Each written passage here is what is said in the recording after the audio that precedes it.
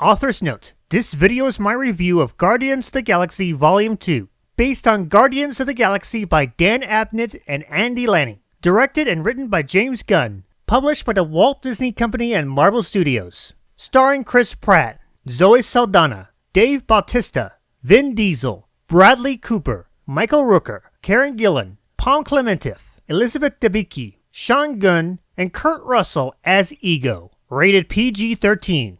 I am Groot. Mm-hmm. I am Groot. Uh-huh. I'm Groot. No! Hey, remember when Prince Blueblood reviewed the first Guardians of the Galaxy movie? Yeah, the nerve of that horse, thinking Rise of the Guardians was better. At least the Hulk gave him a fat lip. Good times. Seems Disney and Marvel don't know when to quit. I'd complain, but that's getting a little tiresome for me.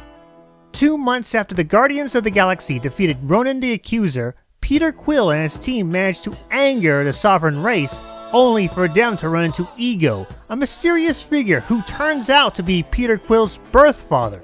Now, I didn't get a chance to explain this in my review of Guardians of the Galaxy. Thanks a lot, Prince Blueblood.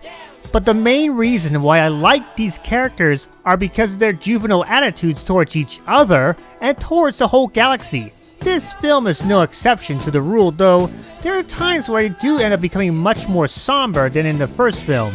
Also, I didn't much care for the main story arc, well, most of the time. It didn't feel as exciting as the first film, and it had a bit less conflict. Thankfully, the subplot involving Yondu and Donta made up for what the main story lacked, and believe me, he steals the show big time. Also, Yondu is Mary Poppins, y'all. Ironically, the climax of the main arc was filled with enough action that most of that portion was lacking.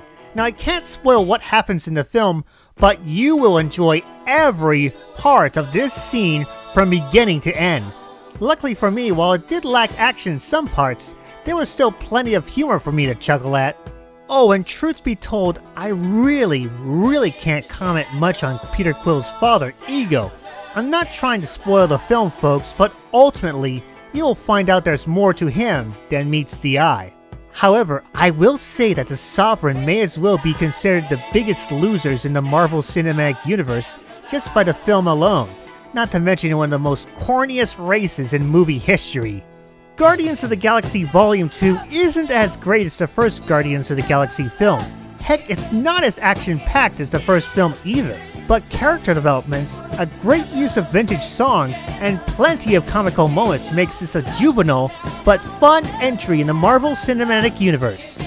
By the way, anyone who thinks Rise of the Guardians is better than Guardians of the Galaxy is a dumb mule like Prince Blueblood. You fools think Guardians of the Galaxy is better? I scoff at your foolishness!